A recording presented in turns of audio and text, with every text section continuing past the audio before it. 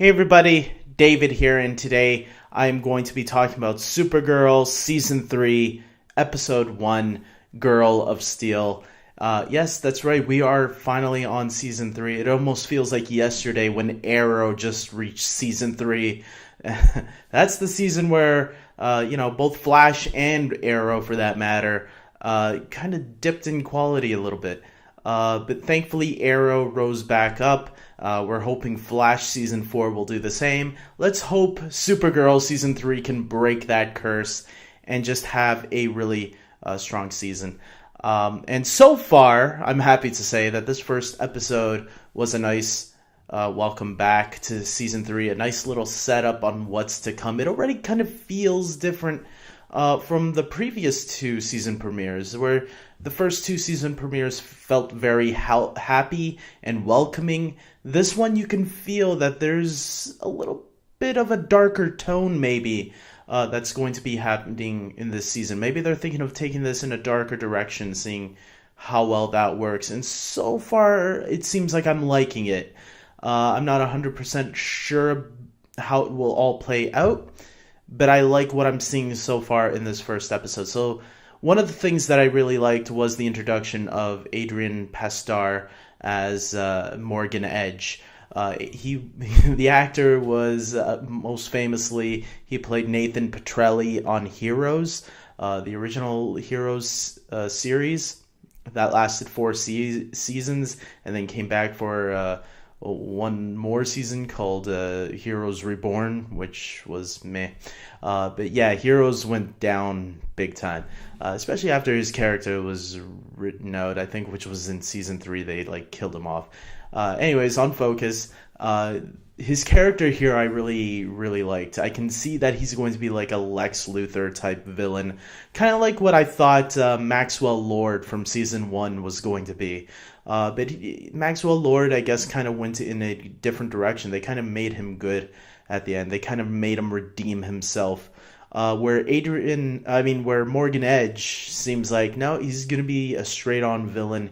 He's going to be one of those people that's going to screw people over in this one. And, Morgan Edge was also a character in Smallville. He was played by the guy from Blade Runner. He played the villain in Blade Runner, the original Blade Runner film. So it's kind of cool that they're using this character again. Definitely a different take on him. Not too different because he was kind of a mob boss, I guess, in Smallville. But in this version, he's more of a business tycoon, it looks like, and he wants to take over Catco, which kind of reminded me of Smallville again when Lex Luthor bought the Daily Planet. That was kind of something that happened, I think, in season 7 or 6 of that show. And having him interact with Lena was nice too. Lena and Kara showing how he stands. But Supergirl's not going to take his shit because she figured out that, hey, I know you were behind the plan of what happened in today's episode, so yeah, you better watch out because I'll stand up against you. And so Kara showed him who's boss. Speaking of Kara, she's going through some issues. Well, not issues, but she's going through the loss of losing Mon-El and trying to deal with it in her own way, which is pushing her friends away, pushing her work away, and just concentrating, devoting all her time and energy on being Supergirl, saving the world. I liked all that. I thought that all that was really nice, and I liked that Alex eventually came to her and talked to her about it and tried to remind her, hey, I love Kara Danvers, and I want that person out. I don't want you to push her out of my life. I like that Alex had that little talk with her, and it kind of made it, that's the sibling love that I think all siblings share. We all love our siblings. Well, if you don't have siblings, maybe not. Or if you have trouble with your siblings, maybe not. Not everybody is lucky that have good siblings. But I, have 2 brothers, and, we have a good bond together, the 3 of us.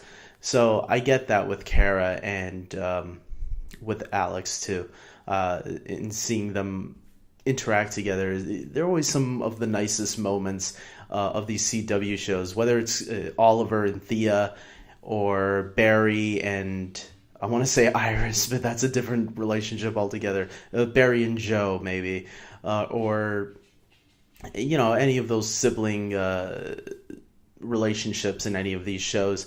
Those are some of my favorite moments because I think they help humanize the hero a little bit, knowing that they do have sort of a family, even though their real family was probably taken away from them.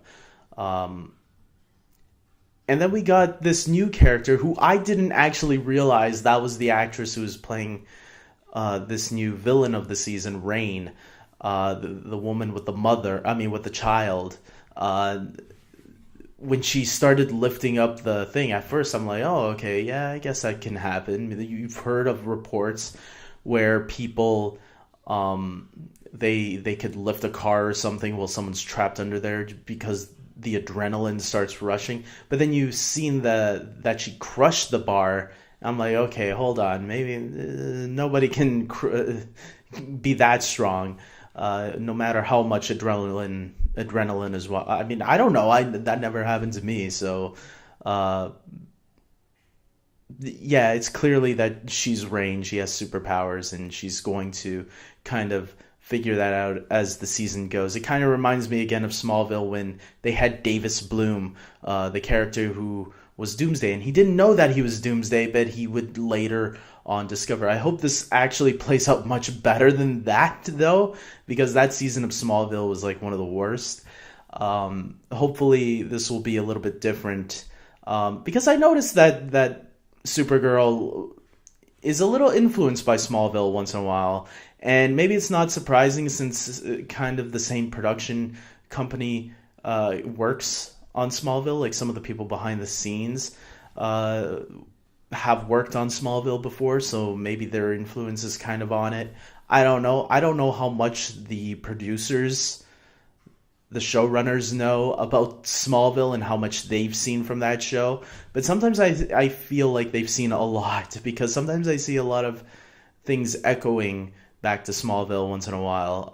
Not full on, but sometimes you see little Easter eggs and references that makes me think they had to have seen the show in order for them to get it that close. Even the friendship with Lena and Kara kind of reminds me of the relationship of Clark and Lex from Smallville. So there's a lot of similarities there. There's a lot of differences too. The shows aren't like completely the same, but you can see that they've maybe borrowed ideas and elements and tried to make it work on their show as well, maybe better in some ways. So I think that's it. No, I just remembered we also got a little bit of John and Alex. Alex asks John, because Jeremiah is who knows where, to stand in as the one who will walk Alex down the aisle.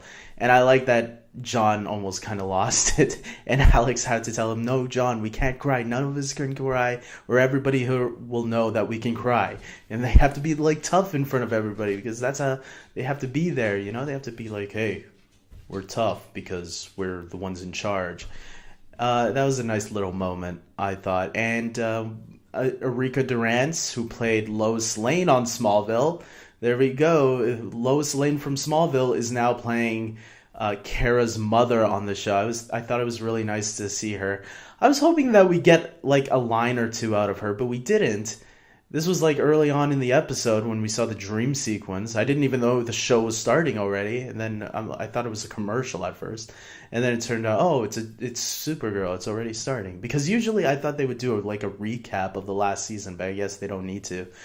But I heard she is going to stick around for a little bit for this season, so that's going to be cool to see her. And hopefully she'll get more lines next time, because I'm looking forward to that. It kind of makes me wish, though, that Tom Welling would freaking get his ass on Smallville. Stop being on Lucifer.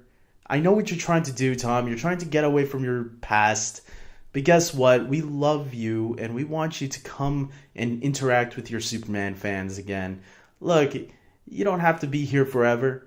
Just come on for a couple of episodes, and we have to find a way to get Erika Durance and Tom Welling to have a reunion together so we can see the original Lois and Clark together again on screen. I don't know. Play you can play the father of Kara. If they're going to replace the mother, they can replace the father too. Why not?